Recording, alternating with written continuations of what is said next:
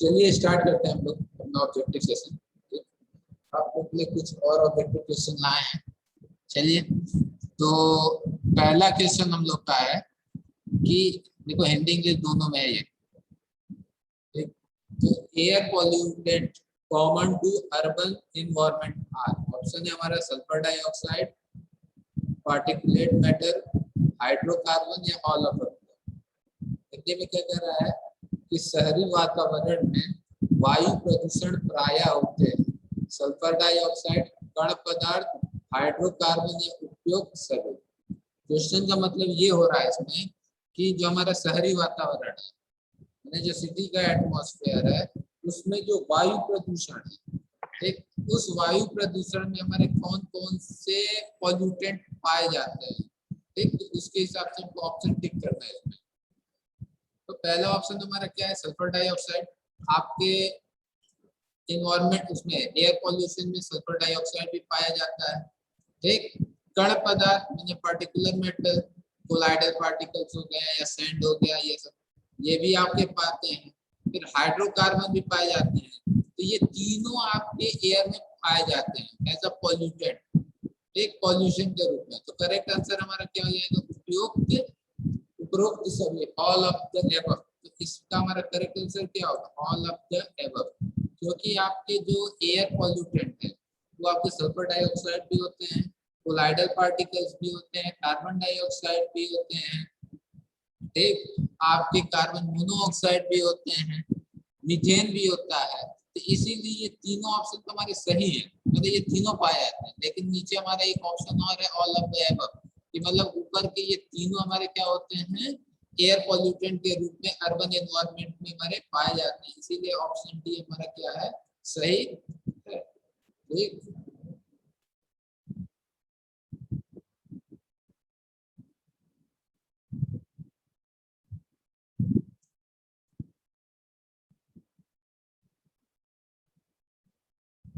चलिए आगे बढ़ते हैं।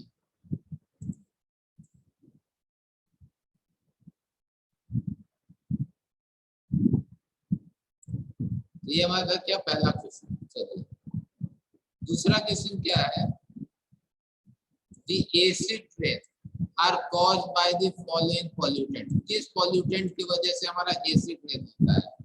एक तो ऑप्शन हमारा क्या है, sulphur dioxide, ozone, sulphur dioxide और NOx, NOx और ओजोन, और लास्ट कार्बन मोनोऑक्साइड और सल्फर डाइऑक्साइड। इसका जो करेक्ट ऑप्शन है वो हमारा क्या है, ऑप्शन डी, कार्बन मोनोऑक्साइड और सल्फर डाइऑक्साइड की वजह से हमारा क्या होता है, एसिड रेन होता है। क्योंकि जब आपको एसिड रेन वाला टॉपिक पढ़ाए थे तो उसमें बताया था मैंने कि sulphur dioxide, carbon monoxide, methane, ये सब गैस जाके आपके एटमॉस्फेयर में ऊपर क्लाउड में जो हमारे बादल है, इस बादल में मिक्स होके इसकी इसकी क्या करते हैं, ये एसिडिटी को इंक्रीज कर देते हैं। इसकी एसिडिटी को क्या करेंगे, इंक्रीज कर देंगे।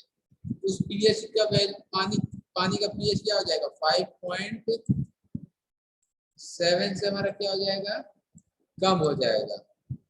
लेस देन हमारा क्या हो जाएगा, 5.7। ठीक, तो जो हमारा एसिड ड्रिंक का वाटर होता है उसका पीएच 5.7 से कम होता है। और किस पॉल्यूटेंट की वजह से होता है, कार्बन मोनोऑक्साइड और सल्फर डाइऑक्साइड। और मैक्सिमम हमारा 60% से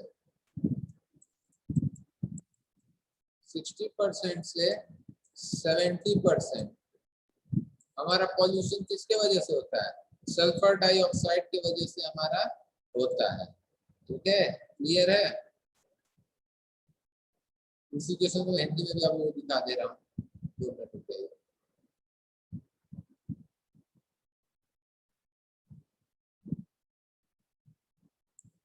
चलिए हिंदी में भी इसी क्वेश्चन को देख लीजिए। कह रहा है एसिड वर्षा का कारण निम्नलिखित गंदगी में से कौन सा है। इसमें करेक्ट ऑप्शन मैंने क्या बताया, कार्बन मोनोऑक्साइड और सल्फर डाइऑक्साइड। ठीक, चलिए आगे बढ़ते हैं।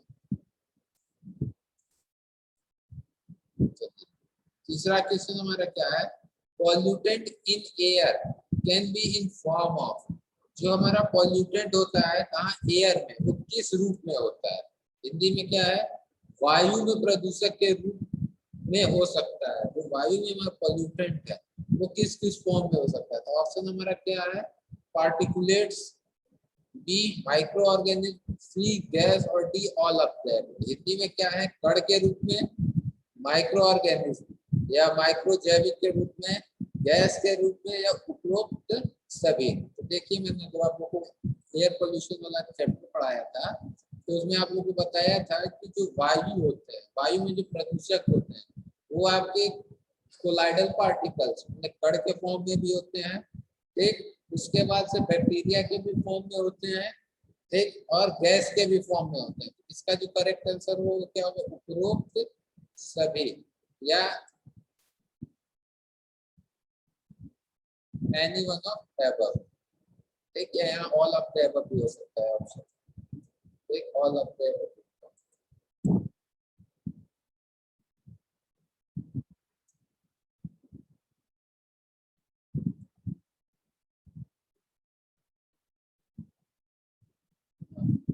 ये क्वेश्चन सर मैंने आप लोग से पूछा भी था उसमें ST1 में कि which one of the following solid waste disposal method is economically most acceptable? कौन सा सॉलिड वेस्ट डिस्पोजल का मेथड सबसे इकोनॉमिकल है? एक ऑप्शन क्या था हमारा, सेंट्रल लैंडफिलिंग, इंसिनरेशन, कंपोजिशन और पायरोलाइसिस। हिंदी में देख लीजिए, निम्न में से कौन सी विधि जो वातावरण के अनुसार ठोस अवशिष्ट को ठिकाने लगाने का सबसे योग्य है? तो सैनिटरी जमीन भराव, जलाना, कंपोजिशन या पायरोलाइसिस। ठीक, इसका जो करेक्ट आंसर होगा वो हमारा क्या हो जाएगा, कंपोजिशन। देख, हम खाद बना के उसको एग्रीकल्चर में हम क्या कर सकते हैं, यूज कर सकते हैं। देख, सैनिटरी जमीन भराव में क्या करते हैं हम, क्या कहते हैं, हमारा जो भी सैंड डिस्पोजल होता है, सॉलिड वेस्ट जो होता है उसको ले जाते हैं एक जमीन में, हम क्या करते हैं, भराव कर देते हैं, भर के फिल करके, ठीक, और उसके ऊपर से मट्टी की हम फिलिंग कर देते हैं, ठीक, जिससे हमारे आसपास के गड्ढे हमारे फिल हो जाते हैं और ये सैनिटरी जो हमारा सॉलिड वेस्ट है उसका निपटारा भी हो जाता है। नेक्स्ट हमारा है जलाना। जलाने में हम क्या करते हैं कि सॉलिड, जितने सॉलिड वेस्ट है उसको ले जाके कहीं पे हम जला देते हैं, भट्टे में किसी जला देते हैं। इससे क्या होता है, बहुत ज्यादा आपका एयर पॉल्यूशन होता है। इस मेथड से हमारे एयर पॉल्यूशन बहुत ज्यादा होता है। नेक्स्ट हमारा है कंपोजिशन। इसमें हम क्या करते हैं, खाद बना के एग्रीकल्चर के रूप में यूज कर लेते हैं। एंड देन हम पायरोलिसिस।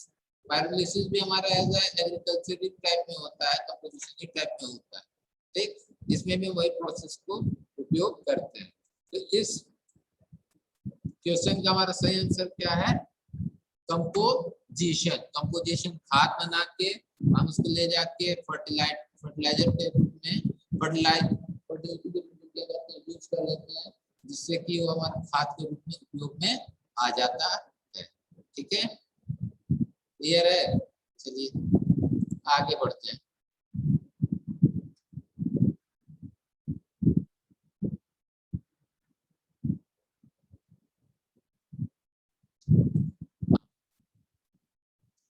नेक्स्ट क्वेश्चन क्या है, upper limit of colloidal content in portable water is. पीने योग्य पानी में क्लोराइड कंटेंट की अपर लिमिट, मैक्सिमम लिमिट कितनी होनी चाहिए? ऑप्शन हमारा क्या क्या है, 100 ppm, 200 ppm, 300 ppm, sorry 250 ppm and 300 ppm। ठीक, हिंदी में ये क्वेश्चन क्या है कि पेयजल में क्लोराइड की अधिकतम सीमा होती है, the maximum limit of chloride content in drinking water. इस क्वेश्चन को इस तरीके से पूछ सकता है कि maximum limit of chloride content in drinking water, अधिकतम सीमा क्लोराइड कंटेंट की पीने वाले पानी में कितनी होनी चाहिए? ऑप्शन में क्या, 100 ppm।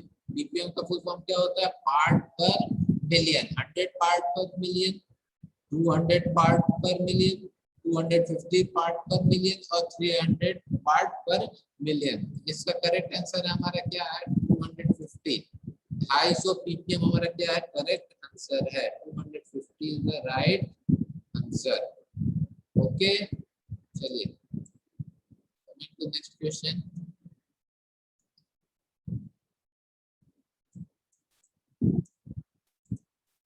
नेक्स्ट क्वेश्चन क्या है the effective size of sand particle used in slow sand filter is। Slow sand filter की इफेक्टिव साइज, ये हम आपको स्लो सैंड फिल्टर बताए थे, ये आप पूछना तो नहीं चाहिए लेकिन जान लीजिए कितना होता है, ठीक है, क्योंकि ये सिविल का क्वेश्चन है, सिविल के एनवायरमेंटल इंजीनियरिंग का क्वेश्चन है, ठीक, जिसमें वाटर का ट्रीटमेंट, ड्रिंकिंग वाटर का ट्रीटमेंट करते हैं, फिल्ट्रेशन प्रोसेस, उसमें हम आपको बताया था कि दो तरीके के फिल्टर होते हैं, एक स्लो सैंड फिल्टर होता है, एक रैपिड सैंड फिल्टर होता है, ठीक। तो इसमें जो हमारा स्लो सैंड फिल्टर है, उस स्लो सैंड फिल्टर में जो सैंड है उसकी इफेक्टिव साइज कितनी होनी चाहिए, ये हमारा होगा 0.25 mm टू 0.35 mm। ये जान लीजिए आप लोग, क्या पता पूछ दे, उसमें से है नहीं, पूछने वाले को ये पूछ सकते हैं। तो करेक्ट आंसर क्या है हमारा 0.25 mm टू 0.35 mm। हिंदी में भी इस क्वेश्चन को देख लेते हैं। हिंदी में क्या है, बालू के कणों की प्रभावी आकृति धीमी धीमी धीमी गति के बालू फिल्टर में होती है। 0.25 mm से 0.35 mm, 0.35 mm से 0.6 mm, 0.6 mm से 1 mm और उपरोक्त सभी। करेक्ट आंसर मैंने भी आपको क्या बताया, ए जो हमारा ऑप्शन है 0.25 mm से 0.35 mm। ओके चलिए आगे बढ़ते हैं।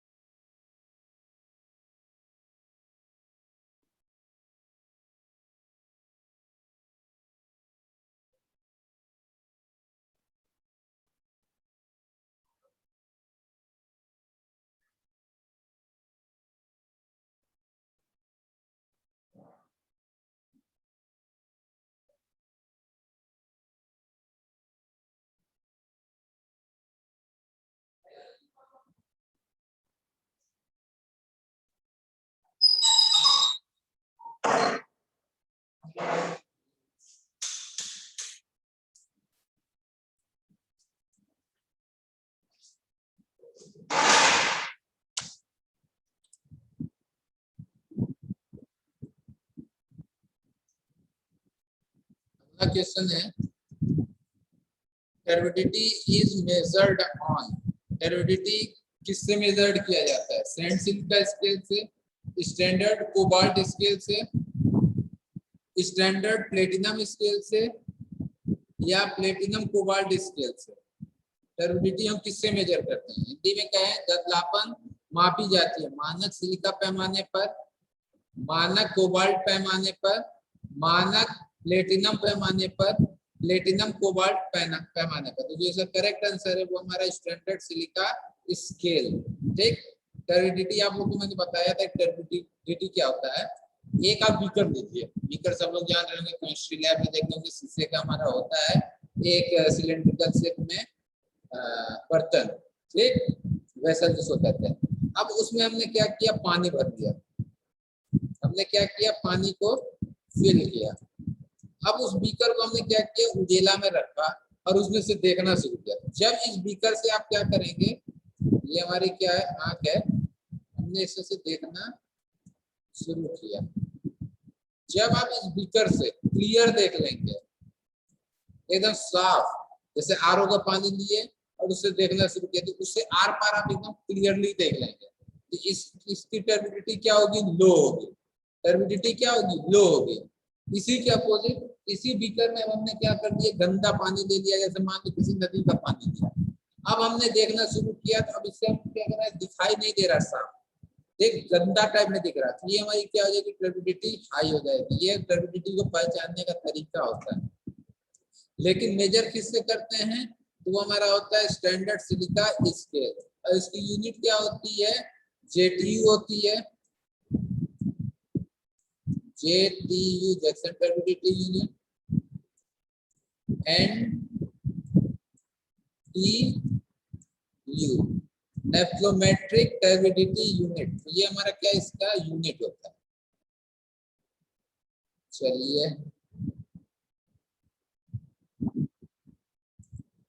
आगे बढ़ते हैं। Zero hardness of water is achieved by, zero hardness हम कैसे अचीव करते हैं। ऑप्शन क्या है, using lime soda process, using excess lime process, using iron exchange method, using excess alum dose. Hindi में क्या है, जल की शून्य कठोरता प्राप्त की जाती है। जल की शून्य कठोरता का मतलब हो गया कि वाटर में हमारा हार्डनेस है, उस वाटर में से हमको हार्डनेस रिमूव करना है, भारीपन। हार्डनेस मतलब ये होगा कि उस पानी को आप पी रहे हैं तो क्या आपको लग रहा है, भारी लग रहा है। ठीक, जो हमारे दो तरीके के होते हैं, टेम्पोररी होता है, परमानेंट होता है। अब इस कठोरता को, हार्डनेस को आपको क्या करना है, परमानेंटली रिमूव करना है। मतलब हार्डनेस को क्या ला देना है, 0 ppm ला देना है, 0 ppm। ठीक, वो कितना लाना है, 0 ppm।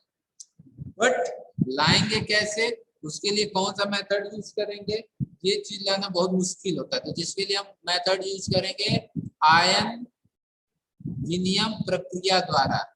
इंग्लिश में क्या है, तो आयन एक्सचेंज मेथड द्वारा हम क्या करेंगे, वाटर में से हार्डनेस क्या करेंगे, परमानेंटली हम क्या कर देंगे, रिमूव कर देंगे। हार्डनेस की वैल्यू कितनी ला देंगे, 0 ला देंगे। बट हम ऐसा करते नहीं है, 0 हार्डनेस नहीं लाते हैं। अगर 0 हार्डनेस ला देंगे तो वाटर में से क्या चल जाएगा, उसका टेस्ट, वाटर में से क्या चल जाएगा, उसका टेस्ट हमारा क्या हो जाएगा, पूरी तरीके से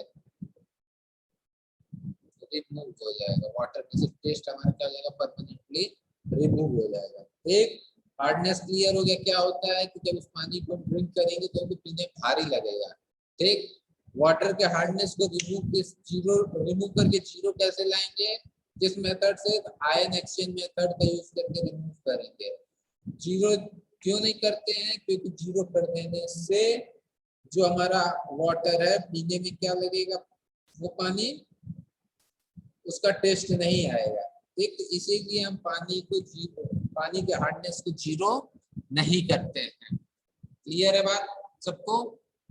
चलिए आगे बढ़ते हैं।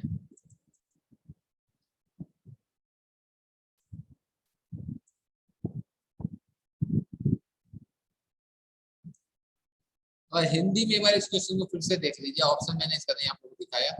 जल की शून्य कठोरता प्राप्त की जाती है। ऑप्शन क्या है हमारा, ए लाइम सोडा प्रक्रिया द्वारा, बी अधिक के लाइम प्रक्रिया द्वारा, सी आयन विनिमय प्रक्रिया द्वारा, और डी अधिक एलम। तो करेक्ट आंसर हमारा क्या है, सी आयन विनिमय प्रक्रिया द्वारा। और इंग्लिश में इसका करेक्ट आंसर क्या होगा, आयन एक्सचेंज मेथड। चलिए, ये भी आपका क्वेश्चन आपके सिलेबस में नहीं है, लेकिन अब सामने आया तो जान लीजिए। एक क्वेश्चन क्या है, the suitable layout of distributary system for irregularly growth town is. आप एक लेआउट कर रहे हैं डिस्ट्रीब्यूटर सिस्टम का, इसके लिए इर्रेगुलर ग्राउंड टाउन, कोई एक हमारा शहर है जो हमारा क्या है, उचित ढंग से बढ़ोतरी नहीं हो रहा। कहीं मकान कहीं बन गया, कोई मकान कहीं बन गया, कोई मकान कहीं बन गया। तो उस कंडीशन में हम पानी डिस्ट्रीब्यूट करने के कौन सा सिस्टम यूज करेंगे। ठीक, जैसे एक एग्जांपल लेते हैं। कि एक ये कोई मोहल्ला है, इस मोहल्ले में एक घर यहाँ बना, एक घर यहाँ बना, एक घर यहाँ बना, मतलब इरेगुलर है। एक घर यहाँ बन गया, एक घर यहाँ बन गया, एक घर यहाँ बन गया। ठीक, तब ऐसे सिटी या ऐसे टाउन के लिए हम कौन सा लेआउट यूज करेंगे डिस्ट्रीब्यूट ट्री का? तो ऑप्शन क्या है हमारा? Dead end system, grid ion system, radical system या रिंग सिस्टम। ठीक, तो ये जो इसका करेक्ट आंसर होगा वो हमारा डेड एंड सिस्टम। यहाँ पे हम कौन सा सिस्टम यूज करेंगे? डेड एंड सिस्टम का हम उपयोग करेंगे। हिंदी में क्या है क्वेश्चन?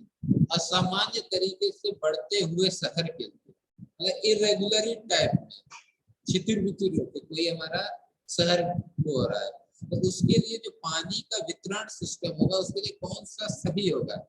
मृत छोर विधि, ग्रिड आयरन विधि, रेडियल विधि और रिंग विधि। तो इसका करेक्ट आंसर हमारा मृत छोर विधि, dead end system. Okay, clear हो जाएगा ये चीज आपको। चलिए पहले इसको इरेज कर देते हैं, देन नेक्स्ट क्वेश्चन पे बढ़ते हैं। Next question is the percentage of chlorine in fresh bleaching powder is about.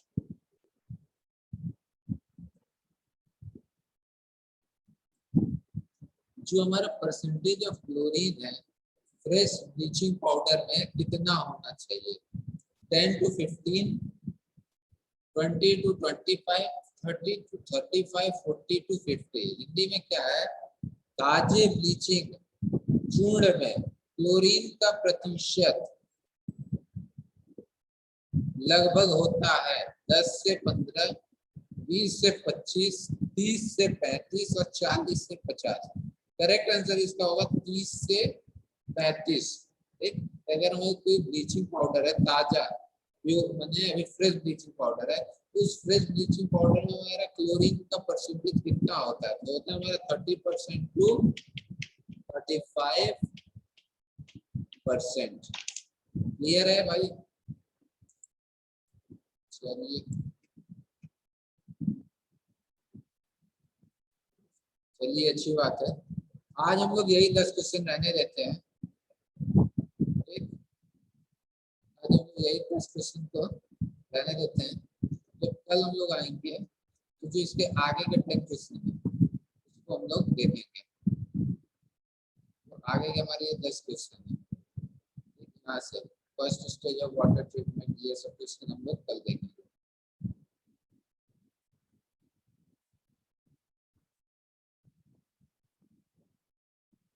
इस क्वेश्चन है, उसके बाद नहीं आपका ये थ्योरेटिकल क्वेश्चन स्टार्ट हो जा रहा है।